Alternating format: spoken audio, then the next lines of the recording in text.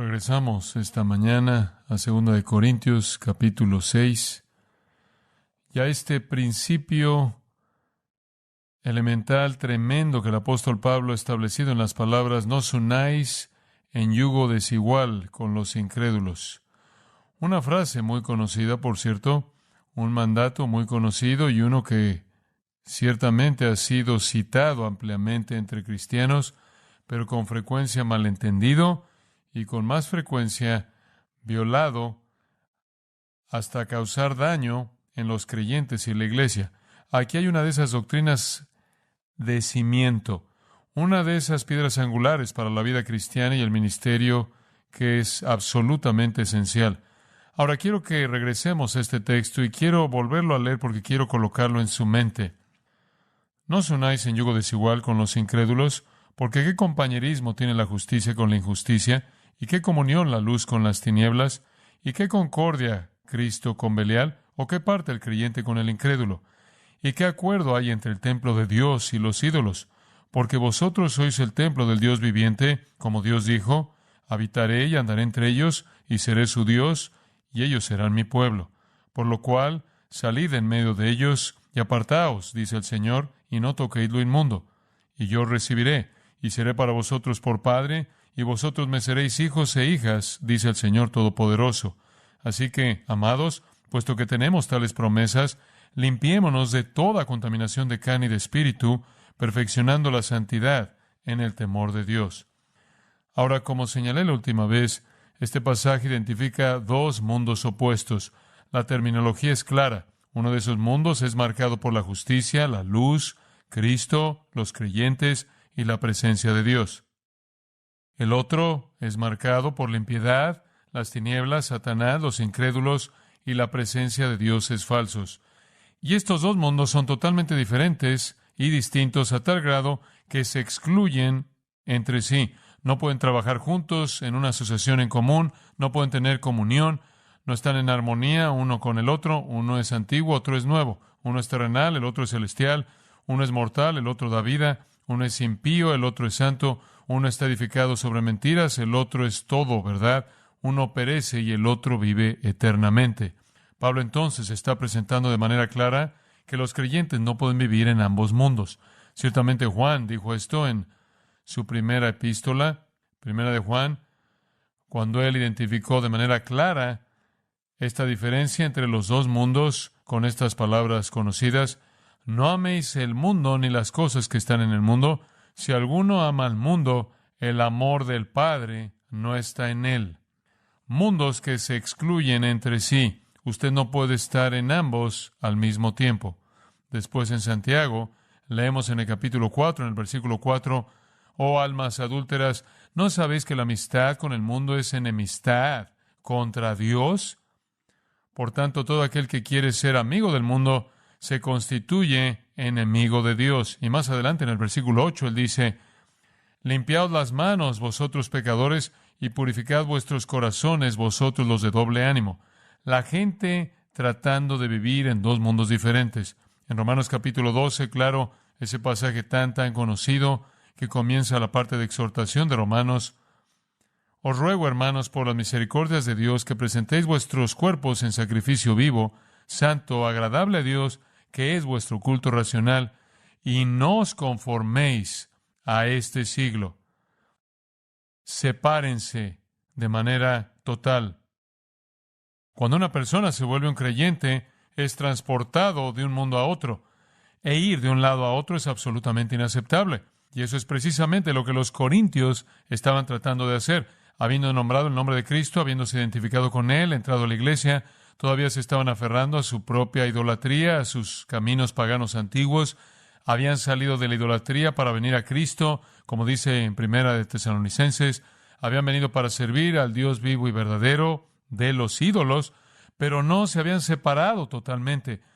Habían sido atraídos de regreso a la idolatría antigua, de regreso a la cultura pagana antigua, porque estaba por todos lados y era tan dominante y estaba tan clara y tan integrada en la médula de su vida familiar, su vida social, su vida de comunidad. Corinto estaba dominado por encima de la ciudad por una acrópolis, una montaña alta en la parte de arriba en la que estaba el templo a las deidades falsas que se involucraban en rituales paganos de adoración y prostitución de sacerdotisas. Este templo no solo era el centro de esa religión, sino que de ahí se diseminaban sus puntos de vista religiosos e ideologías por toda la cultura entera de Corinto. Era parte de todo en la vida. Días de asueto, festivales, celebraciones y demás, y era una atracción constante para los corintios caer de regreso a esos patrones antiguos, y cayeron. Además, los falsos maestros habían entrado y habían traído un sincretismo cuasi cristiano y una religión ecléctica que tomaba el cristianismo, un poco de legalismo judaico y algo de religión pagana, y lo fundía todo y lo ofrecía como la verdad. Y esa concesión se había infiltrado en la iglesia corintia y había encontrado una audiencia, y algunos de ellos estaban escuchando y creyendo y aceptándolo. Como puede ver, los falsos maestros querían hacer del cristianismo más popular, menos demandante, menos distinto, menos estrecho, menos ofensivo, menos diferente, menos exclusivo, para que pudieran conseguir a más personas, para que pudieran obtener más dinero, lo cual siempre es lo que los falsos maestros quieren. Y entonces aquí está la iglesia corintia, nueva y fresca y siendo atacada por la religión pagana que la rodeaba. No podía usted separar la vida social de la religión, no podía separar la vida histórica de esa ciudad en términos de sus patrones de la religión, y esa ciudad se volvió la ciudad que llevaba todas las señales de la religión, que se movía en su crecimiento. Era un sistema pagano abierto hasta la médula misma. Y era difícil distinguir. Estar involucrado en toda la vida de la cultura era estar involucrado en el paganismo, a menos de que usted se separara de manera total. Los corintios no lo hicieron, y como dije, después añada a eso la confusión de los falsos maestros, y usted puede entender por qué Pablo les dice, no os unáis en yugo desigual con los incrédulos. Es muy parecido al cristianismo moderno en la actualidad, por cierto, que busca mezclar el cristianismo con la cultura popular. Quiere hacer que el cristianismo sea más popular, menos diferente, más apetecible, menos ofensivo, menos estrecho, menos exclusivo. El resultado de esto es que el cristianismo verdadero y la pureza de la palabra de Dios se corrompe mediante la concesión, y la iglesia se puede volver inútil y vergonzosa y blasfema al burlarse de la verdad. Para los creyentes no puede haber concesiones. No podemos involucrarnos con los incrédulos en ninguna asociación espiritual. Ese es el punto. No os unáis en yugo desigual con los incrédulos. Ese es el mandato que echa a andar este texto. Y es un llamado inequívoco a los creyentes a separarse de los incrédulos. Nadie podría perder de vista lo que eso está diciendo. La pregunta es qué significa. Y como dije la última vez, es esencial entender lo que significa, pero en primer lugar lo que no significa. Pablo no está diciendo corten todo contacto con los no cristianos. Él no está diciendo eso porque tenemos que alcanzarlos con el evangelio. Ese no es el punto. Él no está diciendo no evangelicen a los no convertidos, no confronten a la gente en las religiones falsas. No está diciendo eso. Debemos hacer eso. En segundo lugar, Él nos está llamando a un aislamiento completo por parte de la iglesia. No debemos aislarnos, no debemos ser monjes, no debemos irnos a esconder a algún lugar y apartarnos del mundo, lo opuesto. Debemos encontrar incrédulos, llamarlos y ser su amigo y darles un ejemplo de modelo espiritual. Además, Él nos está diciendo deben divorciarse de su cónyuge no salvo o cortar todo contacto con el no salvo. Todo contacto debería decir con la gente no salva en su familia. Además, Él no está diciendo que usted no puede trabajar o jugar o estar en negocios o estar involucrado en un asunto terrenal en común con los incrédulos. Él no está diciendo eso. Claro que puede. Lo que Él está diciendo, no puede unirse con incrédulos en causas religiosas o asociaciones religiosas. No puede ir a su adoración y volverse parte de ella. No puede hacerlos parte del reino de Dios. No puede involucrarlos en algo que involucre ministerio, enseñanza o adoración. En donde hay ministerio, enseñanza y adoración, debe haber una separación absoluta. Entonces Él se está refiriendo, de hecho, a unir a creyentes e incrédulos en cualquier asociación espiritual religiosa en común. Los dos no pueden unirse más de lo que un buey y un asno pueden jalar derecho un yugo, como Deuteronomio 22:10 lo prohíbe. Pero eso es precisamente lo que los corintios estaban haciendo. estaban asistiendo a las fiestas que estaban involucradas con ídolos y estaban tratando todavía de ser amigos del mundo y en sus familias y en su sociedad al asistir y a involucrarse en festivales de ídolos, y dicha concesión es intolerable. Al mismo tiempo habían invitado a la iglesia a formas de religión pagana y eso era intolerable por igual. No puede haber armonía, no puede haber comunión, ni asociación, ni participación entre creyentes e incrédulos en ninguna sociedad religiosa. Ese es el punto. La religión pagana, la enseñanza falsa, arruina a aquellos que la escuchan. Lleva la impiedad, se esparce como gangrena y trastorna la fe de la gente. Pablo dirigió todo eso a Timoteo y le advirtió para advertirle a la iglesia. El punto entonces es cooperación religiosa, concesiones religiosas con falsos maestros y con la herejía y el error. No podemos tener nada que ver con la gente involucrada en eso cuando está involucrada así. Y no podemos permitirles que se asocien en algo que tenga que ver con la extensión del reino de Dios. Sin embargo, a lo largo de los años, la iglesia continúa haciendo esto. Algunas veces es llamado evangelismo cooperativo, en donde un evangelista viene a una ciudad y unen a cristianos y no cristianos, aquellos que creen la palabra de Dios y esos liberales que niegan abiertamente la palabra de Dios en una asociación evangelística en común. Esto está en violación directa con lo que este texto está enseñando. Sucede todo el tiempo en esfuerzos en común en el evangelismo. Sucede en instituciones educativas en donde esas instituciones que dicen ser cristianas, en su facultad tienen a personas que creen la palabra de Dios, aquellos que han nacido de nuevo y aquellos que no. Y están unidos de manera ilegítima en un esfuerzo espiritual en común para el daño de la iglesia, debilitan a los creyentes y proveen certeza falsa a los incrédulos. Los cristianos verdaderos deben separarse de los incrédulos en asuntos relacionados al ministerio, enseñanza y adoración. Y cuando digo enseñanza, estoy hablando de enseñanza que se relaciona con Dios y su verdad. Entonces, Pablo fija ese principio, y eso, por cierto, fue un repaso breve del primer mensaje. Pero en respuesta a ese principio inicial, él nos da 5 razones o 5 motivos para seguir este mandato. Y quiero abordar esos motivos desde una perspectiva negativa. Estar unido con incrédulos en cualquier esfuerzo espiritual es, número 1, irracional. Irracional. El punto que Pablo está presentando aquí es de congruencia. Es uno de razón simple. Y para presentar este punto de lo irracional que es un esfuerzo en común como ese, él hace 4 preguntas retóricas, cada una de las cuales demanda una respuesta negativa. Aquí vienen, versículo 14. Porque qué compañerismo tiene la justicia con la injusticia, y qué comunión la luz con las tinieblas, y qué concordia Cristo con Belial o Satanás, o qué parte el creyente con el incrédulo. Y la respuesta a esas es negativa. La justicia y la inmundicia no tienen comunión. La luz y las tinieblas no tienen comunión. Cristo y Satanás no tienen armonía, y un creyente y un incrédulo no tienen nada en común en la esfera espiritual. Eso es axiomático. Un axioma es una verdad autoevidente que no necesita prueba. Y eso es obvio. Es obvio que usted no puede hacer que los opuestos sean iguales. Y todos esos son opuestos.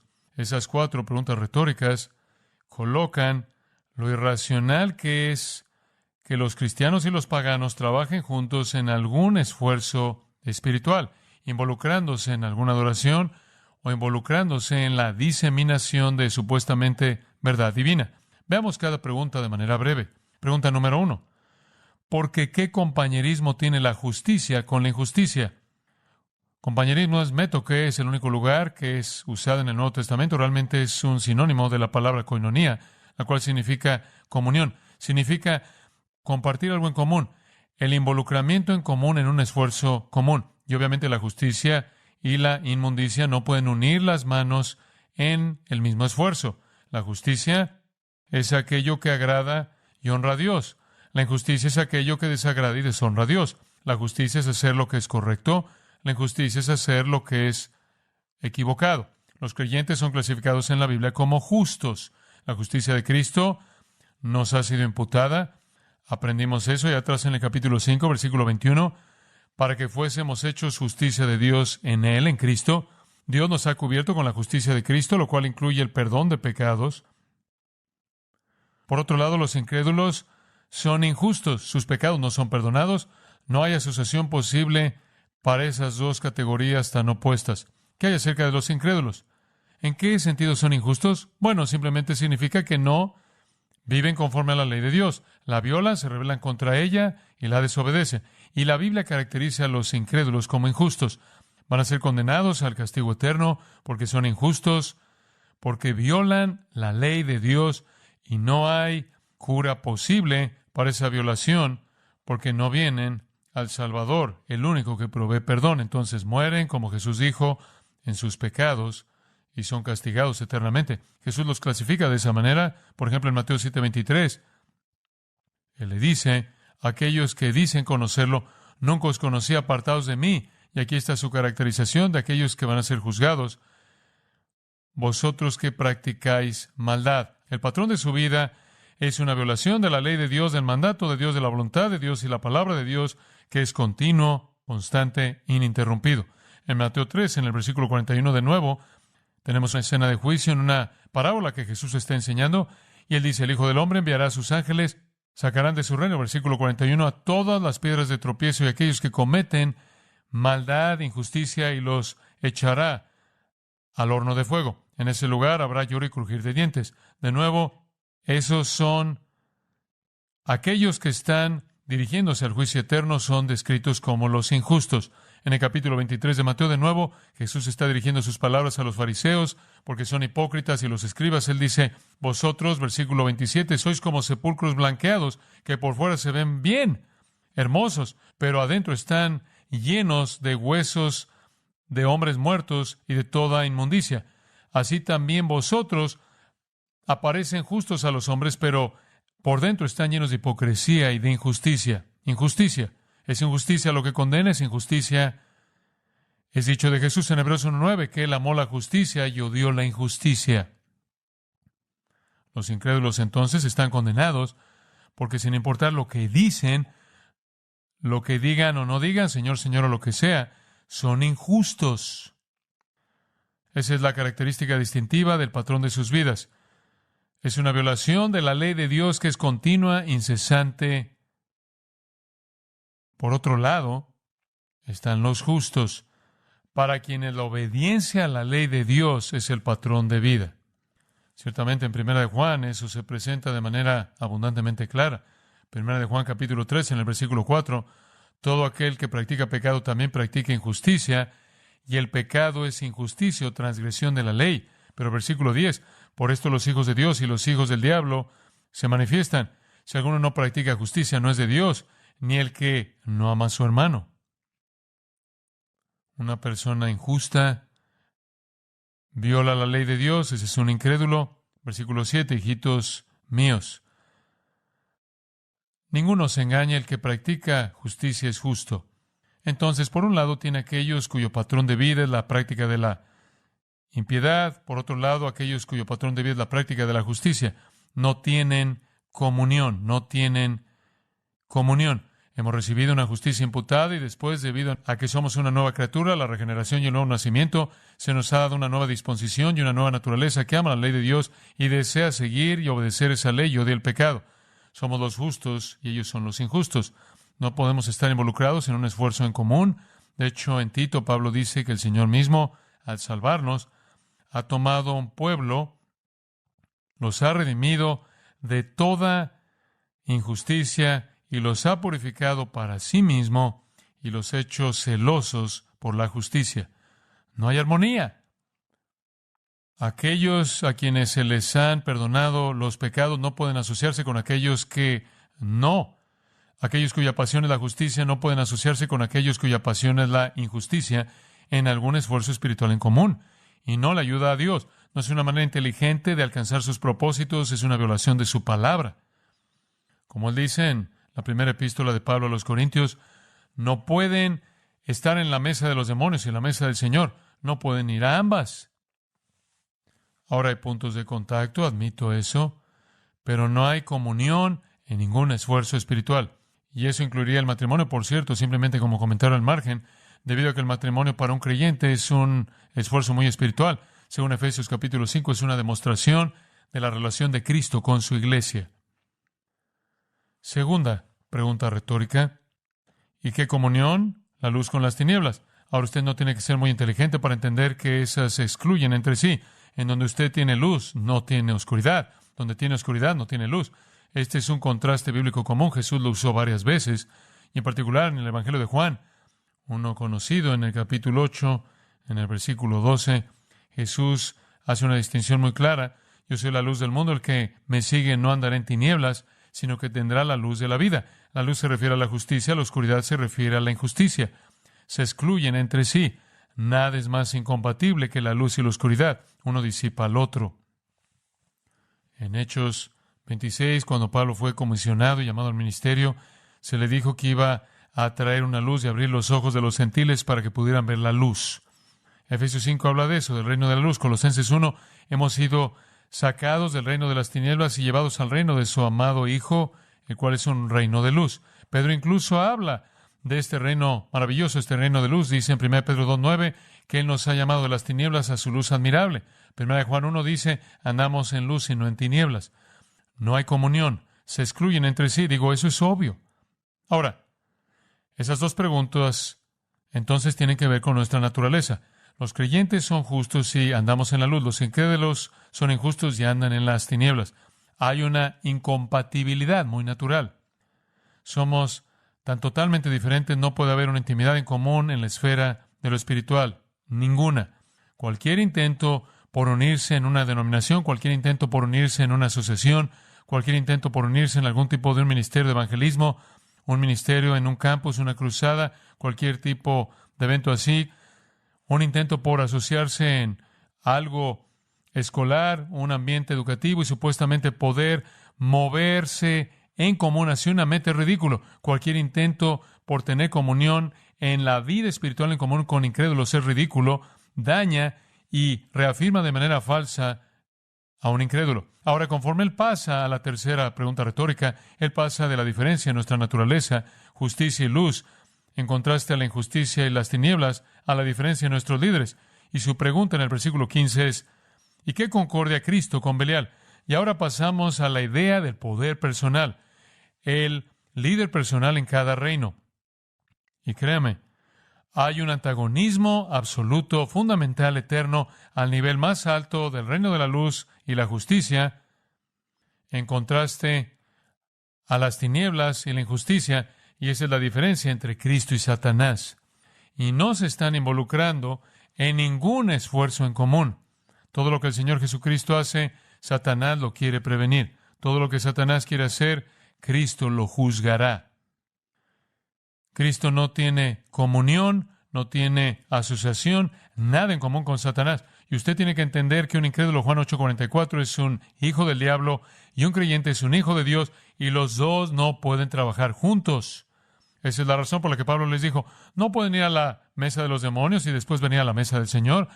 No pueden ir a alguna fiesta de ídolos y sentarse ahí y adorar un ídolo. Dense cuenta, versículo 20 de 1 Corintios 10, que las cosas que los gentiles sacrifican, las sacrifican a los demonios. Y no quiero que se vuelvan partícipes con los demonios. No pueden involucrarse en ninguna forma falsa de religión. Esa es una concesión. La luz no tiene comunión con las tinieblas. La justicia no tiene comunión con la injusticia. Y Cristo no tiene armonía con Belial. Por cierto, la palabra armonía, sinfonesis, de la cual obtenemos sinfonía, no es tan solo un término musical, significa unirse en una causa en común. Belial es un término antiguo usado para Satanás. Algunas veces es traducido con una R al final. Belial viene de tiempos antiguos, es usado en el Antiguo Testamento en varios lugares con la frase hijos de Belial, que son hombres vanos. En el periodo intertestamental, en los rollos del Mar Muerto, encontramos el término Belial usado para referirse a Satanás, quien es el que no tiene valor en absoluto. Es un buen título para él, el que no tiene valor, en contraste a Cristo, quien es el digno. No puede haber comunión entre el digno y el que es absolutamente sin valor, indigno. Esa frase para Satanás es apropiada, especialmente en este tipo de contraste. Por cierto, es el único lugar en el que es usado en el Nuevo Testamento. Él es el que no vale nada, el indigno definitivo, quien será arrojado a un montón de basura en el infierno. Él no puede estar en armonía con el que es absolutamente digno, quien es exaltado en el cielo de cielos. Y los incrédulos, lo que es triste decirlo, son los hijos de Satanás. Viven según el príncipe de la potestad del aire, Efesios 2:2, según el espíritu que opera en ellos, que son llamados hijos de desobediencia, son injustos, súbditos desobedientes de Satanás, que andan en un reino de las tinieblas. No hay armonía. Y observe que Satanás se disfraza a sí mismo. Le recuerdo 2 Corintios 11 de nuevo. Se disfraza como ángel de luz, trabaja en la religión falsa, sus mensajeros se disfrazan como ángeles de luz. Él se arrastra y se mete al atuendo religioso y trata de perpetrar sus religiones y arrastra creyentes en concesiones con esas religiones falsas. No me importa de qué está hablando, mormones, sea que esté hablando de testigos de Jehová, católicos romanos o lo que sea, cualquier otra herejía y errores que estén abundando, no puede tener comunión con esas personas en una asociación o esfuerzo espiritual en común. La cuarta pregunta retórica al final del versículo 15 regresa en cierta manera para cubrir todo o qué parte el creyente con el incrédulo. Dicho de otra manera, ¿qué tiene la fe que ver con la no fe? Por definición misma, se excluyen entre sí. Si usted cree esto y no cree esto, entonces no hay punto en común, porque creer en el Evangelio y la palabra de Dios es una fe que domina la vida de manera total. Los fieles y los infieles no tienen nada en común. Sus ideologías se excluyen entre sí. Ningún esfuerzo espiritual puede buscarse con miras a que tenga éxito que involucre una mezcla así. Amós 3:3 da el mismo axioma. ¿Cómo pueden dos caminar a menos de que se pongan de acuerdo? Nuestras creencias, todas ellas, nuestros valores, nuestros principios, nuestros motivos, como cristianos, son totalmente opuestos a todos los valores, principios, creencias y motivos de los no convertidos. Podemos jugar juntos, trabajar juntos, socializar, construir juntos, estudiar juntos, pero tan pronto como nos movemos, sometemos a la adoración y al ministerio y la enseñanza de la verdad divina, eso se vuelve totalmente imposible. Es triste pensarlo. Las iglesias están llenas de incrédulos y este intento se lleva a cabo todo el tiempo para hacer este tipo de asociación entre creyente e incrédulo, hacer que esto funcione. Es una abominación para Dios, es ineficaz, es desastrosa. Me acuerdo que un pastor me dijo en una ocasión, él se dio cuenta de lo que estaba mal en su iglesia. La mitad de su consejo era salvo y la otra mitad no era salvo. No me puedo imaginar un escenario peor que ese.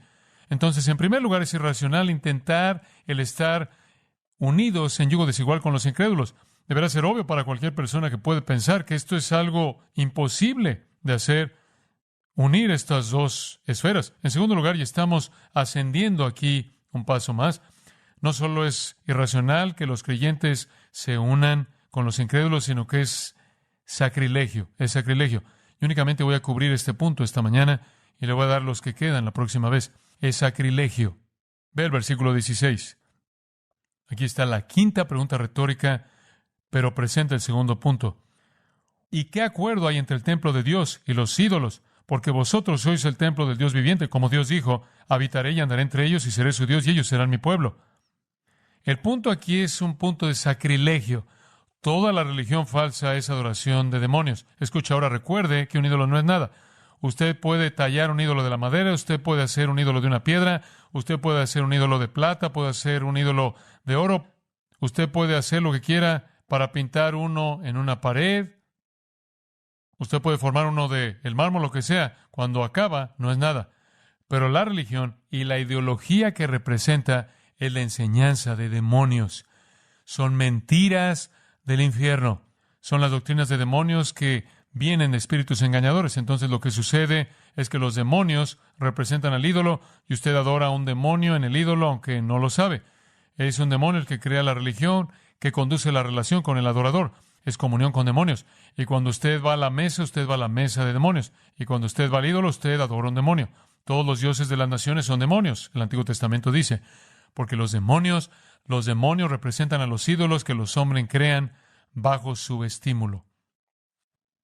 ¿Y qué acuerdo hay entre el templo de Dios y los ídolos? La respuesta, ninguno. Ninguno. Usted no puede mezclar la adoración a demonios y la adoración de Dios. No puede ser mezclada. El cristianismo está totalmente separado de toda forma de idolatría. No hay esperanza de que haya algo en común. Ahora, este es un asunto muy, muy importante. Vaya en su Biblia por un momento y probablemente no vamos a avanzar muy lejos, pero quiero dirigirlo a 2 de Reyes capítulo 21 y después a 1 o 2 pasajes del Antiguo Testamento y vamos a presentar el punto. 2 de Reyes 21, versículo 1. De 12 años era Manasés cuando comenzó a reinar y reinó en Jerusalén 55 años. El nombre de su madre fue Hepsiba e hizo lo malo ante los ojos de Jehová, según las abominaciones de las naciones que Jehová había echado de delante de los hijos de Israel. ¿Qué hizo? ¿Cuáles fueron las abominaciones de las naciones que solían estar en la tierra? Idolatría. ¿Y qué hizo? Trajo de regreso toda la idolatría. Trajo de regreso todas las abominaciones que el Señor había hecho a un lado. Porque volvió a edificar los lugares altos que Ezequías su padre había derribado y levantó altares a Baal e hizo una imagen de acera. Esa es una estatua de una deidad femenina. Como había hecho Acab, rey de Israel, y adoró a todo el ejército de los cielos y rindió culto a aquellas cosas. Asimismo edificó altares en la casa de Jehová, de la cual Jehová había dicho, yo pondré mi nombre en Jerusalén. ¿Puede imaginarse esto? Él colocó altares en el templo. Él levantó altares a dioses falsos en el templo en Jerusalén, en donde Dios dijo, pondré mi nombre.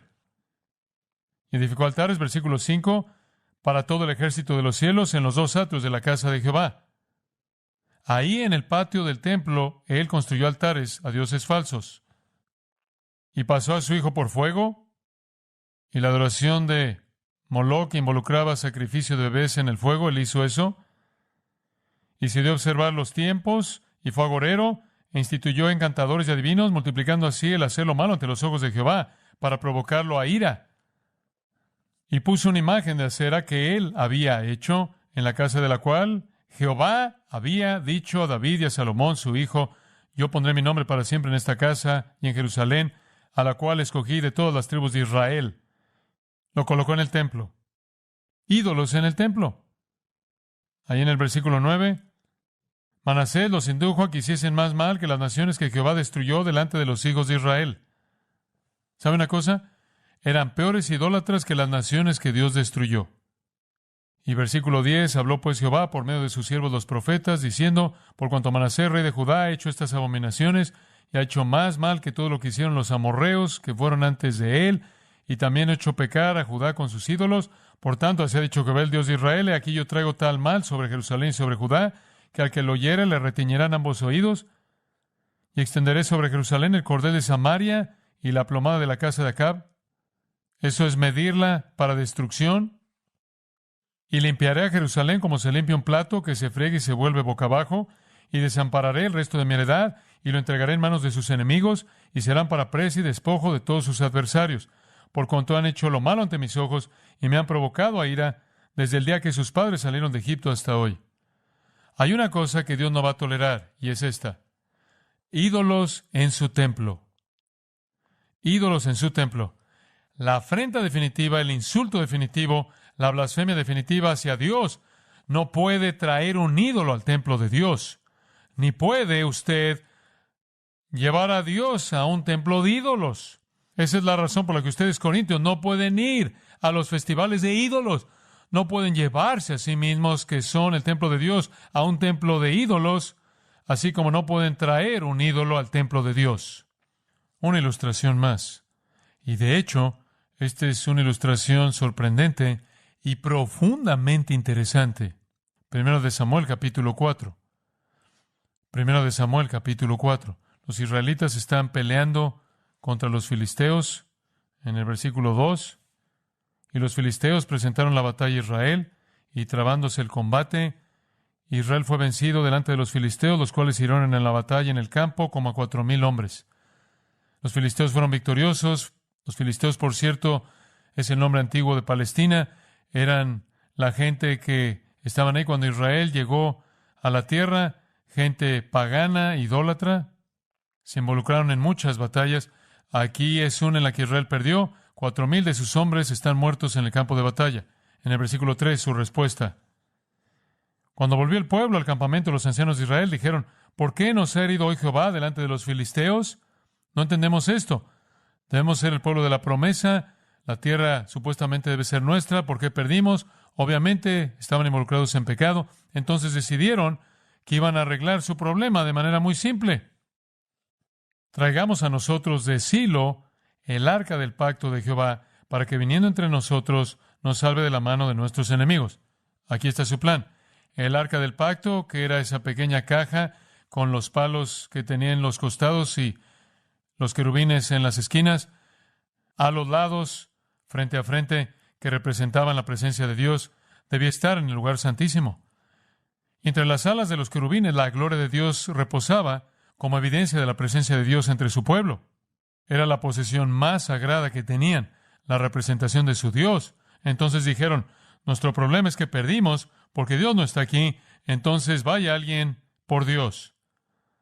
No entendieron la omnipresencia de Dios y habiendo reducido su religión a superstición, algún comité se reunió e hizo un plan. Y entonces, versículo 4, y envió el pueblo a Silo y trajeron de allá el arca del pacto de Jehová de los ejércitos que moraba entre los querubines, y los dos hijos de Elí, Ofni y Finés. Elí era el sumo sacerdote. Estaban allí con el arca del pacto de Dios. Entonces regresó acompañada por los hijos del sumo sacerdote. Y aquí viene el arca y, hombre, el pueblo está emocionado. Versículo 5, aconteció que cuando el arca del pacto de Jehová llegó al campamento, todo Israel gritó con tan gran júbilo que la tierra tembló. Hubo este grito tremendo que ascendió cuando eso llegó al campamento, porque todo el mundo estaba diciendo, Dios está aquí, vamos a ganar, no podemos perder. Versículo 6, cuando los filisteos oyeron la voz de júbilo, dijeron, ¿qué voz de gran júbilo es esta en el campamento de los hebreos? Y su primera reacción fue, acaban de perder a 4,000 de los suyos, ¿por qué están tan emocionados?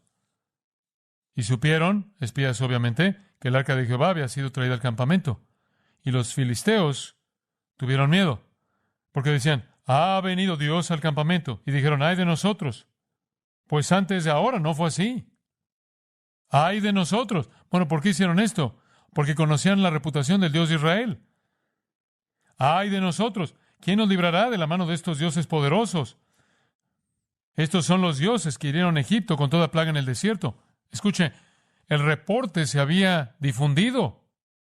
Todavía estaban expresando su inclinación politeísta al pluralizar a Dios, pero tenían miedo porque habían oído de lo que había pasado en Egipto. Y claro, pensaron que como su propio Dios, Él estaba confinado a la forma en la que lo habían hecho. Y entonces, mientras que Él no estuviera ahí, estaban bien, pero cuando la pequeña caja se apareció, estaban en problemas profundos. La superstición estaba en ambos lados. Y después vino la plática motivacional del general. ¿Qué va a hacer? Entonces él hace lo que todo general hace. Les da una plática motivacional. Versículo 9. Esforzaos, oh filisteos, y sed hombres, para que no sirváis a los hebreos, como ellos os han servido a vosotros, sed hombres y pelead. Vayan por ellos. No se pueden preocupar por la caja, simplemente tienen que ir a pelear. Entonces los filisteos pelearon. Él era un hombre convincente, me imagino, y vea lo que pasó. Israel que fue vencido. ¿Qué? ¿Cómo puede ser eso? Tenemos a Dios, tenemos la caja. Y huyeron cada cual a sus tiendas, y fue hecha muy grande mortandad, pues cayeron de Israel 30,000 hombres de a pie. 30,000 es mucha muerte. Y eso no fue lo peor. Escuche esto. Versículo 11. Y el arca de Dios fue tomada. No solo mataron a 30,000, y quizás los otros 4,000 deberían ser añadidos a eso.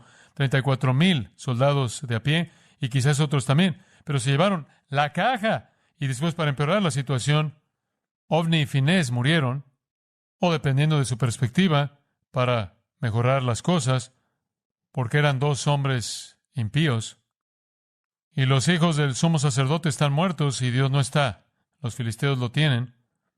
Dice usted, ¿ese es un problema real para Israel? No. Israel ya estaba en problemas. Ese es un problema real para los filisteos.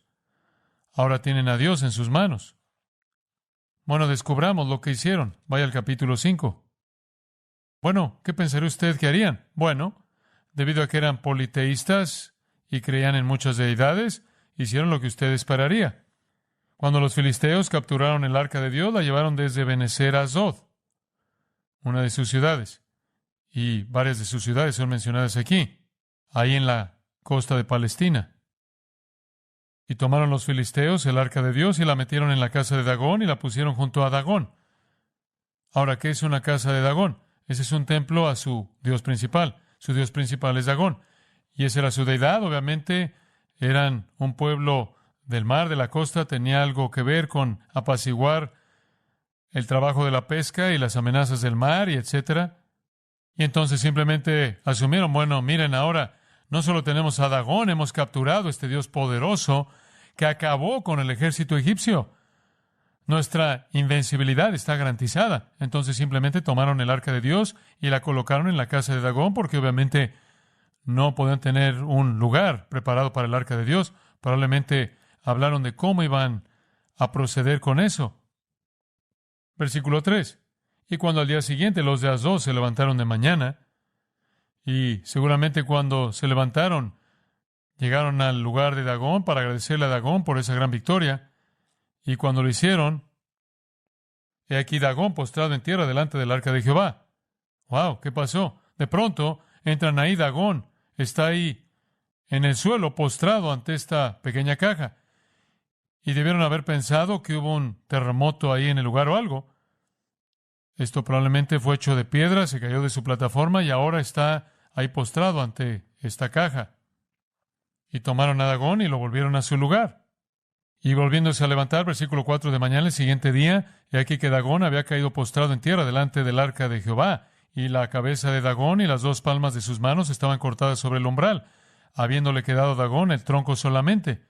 Ahora él ha sido decapitado, y sus manos están cortadas, y él simplemente es un tronco de forma humana que está ahí, sin cabeza y dos manos ahí. Y entienden el mensaje. No vuelvan a recoger eso. No puede traer ídolos a la casa de Dios y no puede meter a Dios en la casa de ídolos. ¿Entiende eso? Ese es un principio que es ilustrado de manera clara aquí. Por cierto, se agravó la mano de Jehová sobre los de Asdod. Dios no solo trató con Dagón, Él trató con ellos por su blasfemia. Los destruyó. ¿Qué quiere decir eso? Envió una plaga de ratones y los ratones trajeron lo que habría sido la muerte bubónica, la muerte negra, la plaga negra. Miles y miles de personas murieron debido a esta plaga. Y los que no murieron tenían tumores. Bueno, no le tomó mucho tiempo a la gente en Asdod entender que tenían que deshacerse de esta caja. Y entonces tuvieron una junta en el versículo 8 y dijeron, ¿qué haremos? Y dijeron, bueno, enviémosla a Gat. No dice mucho de su amor hacia esas personas. Gat era otra ciudad filistea de la cual un hombre grande llamado Goliat vino. Entonces enviaron el arca a Gat. Y aconteció que cuando la habían pasado, versículo 9, la mano de Jehová estuvo contra la ciudad con gran quebrantamiento y afligió a los hombres de aquella ciudad, desde el chico hasta el grande, y se llenaron de tumores. Entonces enviaron el arca de Dios a Ecrón, y cuando el arca de Dios vino a Ecrón, los ecronitas dieron voces diciendo, han pasado a nosotros el arca del Dios de Israel para matarnos a nosotros y a nuestro pueblo. Y entonces tuvieron otra junta y dijeron, ¿qué vamos a hacer? Enviad el arca del Dios de Israel y vuélvase a su lugar, versículo 11, y no nos mate a nosotros ni a nuestro pueblo, porque había consternación de muerte en toda ciudad. Y la mano de Dios se había grabado allí, y los que no morían eran heridos de tumores, lo cual es explicado en el capítulo 6, y el clamor de la ciudad subía al cielo. Muerte, plaga, enfermedad, tumores por todos lados, porque Dios no va a ser llevado al templo de los ídolos. ¿Entienden la escena? Los panteones griegos y romanos tenían muchas deidades, muchos ídolos. Añadir ídolos era una práctica común en la religión politeísta. Es intolerable para Dios, no es posible en el cristianismo. Quiero mostrarle otro texto del Antiguo Testamento y es Ezequiel capítulo 8. Y este es un texto muy importante porque demuestra cómo Dios se siente acerca de confundir el templo de Dios con los ídolos. En Ezequiel capítulo 8, en el versículo 3, y aquella figura extendió la mano y me tomó por las guedejas de mi cabeza, dice Ezequiel, Y el Espíritu me alzó entre el cielo y la tierra, y me llevó en visiones de Dios a Jerusalén. Ahora Dios lo saca de la tierra, lo coloca en el cielo y le da una visión. Y su visión es de Jerusalén. A la entrada de la puerta de adentro que mira hacia el norte, donde estaba la habitación de la imagen del celo, la que provoca celos. Dios lo lleva en una visión y le muestra que un ídolo ha sido colocado en el patio interior del templo. Y el versículo 4 dice, la gloria del Dios de Israel estaba ahí. Entonces, junto a la gloria de Dios hay un ídolo. Y me dijo, versículo 5, hijo de hombre, alza ahora tus ojos hacia el lado del norte, y alcé mis ojos hacia el norte, y aquí al norte, junto a la puerta del altar, aquella imagen del celo en la entrada. Me dijo entonces, hijo de hombre, ¿no ves lo que estos hacen, las grandes abominaciones que la casa de Israel hace aquí para alejarme de mi santuario? Voy a tener que irme de aquí porque han metido un ídolo. Pero vuélvete aún y verás abominaciones mayores. Versículo 7, me llevó a la entrada del atrio, y miré, y aquí en la pared un agujero. Y me dijo, hijo de hombre, cava ahora en la pared, y cavé en la pared, y he aquí una puerta. Me dijo, luego entra y ve las malvadas abominaciones que estos hacen allí. Entré, pues, y miré, y aquí toda forma de reptiles y bestias abominables, y todos los ídolos de la casa de Israel que estaban pintados en la pared por todo alrededor. Habían grabado y pintado ídolos en todos los muros del templo. Y delante de ellos estaban 70 varones de los ancianos de la casa de Israel, y Hazanías, hijo de Safán, en medio de ellos, cada uno con su incensario en su mano, y subió una nube espesa de incienso. Aquí habían algunos no levitas operando como sacerdotes, algunos sacerdotes falsos de las religiones falsas, de los ídolos falsos, que habían sido pintados por todo el templo. Versículo 12, me dijo, hijo de hombre, ¿has visto las cosas que los ancianos de la casa de Israel hacen en tinieblas, cada uno en sus cámaras pintadas de imágenes? Porque dicen ellos, no nos ve Jehová, Jehová ha abandonado la tierra. Me dijo después, vuélvete aún, verás abominaciones mayores que hacen estos. Y me llevó a la entrada de la puerta de la casa de Jehová, que está al norte, y aquí mujeres que estaban allí sentadas, endechando a Tamuz. Eso es adoración de Baal. Verás abominaciones mayores que estas. Versículo 15. Versículo 16, que encuentra 25 varones, sus espaldas vueltas al templo de Jehová y sus rostros hacia el oriente, y adoraban el sol postrándose hacia el oriente. Una actividad antigua de adoración egipcia. Estaban cometiendo abominaciones. Versículo 18. Pues también yo procederé con furor. Y así fue. Y destruyó a todos, y destruyó el templo. No hay compatibilidad entre el templo de Dios y los ídolos. Ese es el punto. Es imposible unir ambos. Es más que eso. Es irracional. Es más que eso. Es sacrilegio. Es blasfemo intentar hacer eso. Escuche, a los paganos no les importa unirse a los cristianos en actividad religiosa. Les encanta, pero no podemos permitirlo. No podemos permitirlo. No podemos unirnos con incrédulos en adoración o ministerio o cualquier esfuerzo que involucre a Dios, ni podemos invitarlos a que se unan a nuestro esfuerzo. Y es debido al sacrilegio de esto. ¿Qué acuerdo tiene el templo de Dios con los ídolos? Usted no puede meter ídolos al templo de Dios. Usted no puede tomar el templo de Dios y colocarlo en un templo de ídolos. Y aquí está el punto. Porque somos templo del Dios viviente. Él está hablando de nosotros individualmente. ¿O no sabéis que vuestro cuerpo es templo del Espíritu Santo, el cual tenéis de Dios, y que no sois vuestros, porque por precio habéis sido comprados? Cristo vive en usted. Sabemos eso a partir de lo que el apóstol Pablo dice. Eso es verdad individualmente. Somos una casa espiritual individualmente. El Espíritu vive dentro de nosotros. El Espíritu de Cristo, el Dios viviente, vive en nosotros. Somos su templo. Él vive en un templo no hecho de manos. Él vive en nuestra nueva creación, nuestra nueva naturaleza. Somos su templo. Eso es verdad individualmente, eso es verdad colectivamente. La iglesia es una casa espiritual, un edificio espiritual en el que habita el Espíritu de Dios. Así lo indican 1 Corintios 3, 16 y 17 y Efesios 2, 22. Entonces somos el templo de Dios. Y después se lo confirma con un mosaico de textos del Antiguo Testamento. Como Dios dijo, habitaré y andaré entre ellos y seré su Dios y ellos serán mi pueblo. Por cierto, ese mosaico de textos del Antiguo Testamento Es la unión de afirmaciones que se presentan en Levítico 26, 11 y 12, Jeremías 24, 7 y Ezequiel 37 y 27. Él simplemente está tomando lo que es la enseñanza del Antiguo Testamento y en cierta manera la está uniendo en un mosaico y resumiéndola y diciendo que Dios dice que Él vivirá en su pueblo y caminará entre ellos y será su Dios y le pertenecen a Él. Somos el templo del Dios viviente. Me encanta el hecho de que Él es llamado el Dios viviente en contraste a los ídolos muertos. Esa es una expresión común con Pablo en contraste a los ídolos muertos. Él la usa en Romanos, 2 de Corintios, Tesalonicenses y 1 de Timoteo. Cualquier unión con los incrédulos es colocar a ídolos en el templo de Dios o colocar el templo de Dios en un templo de ídolos.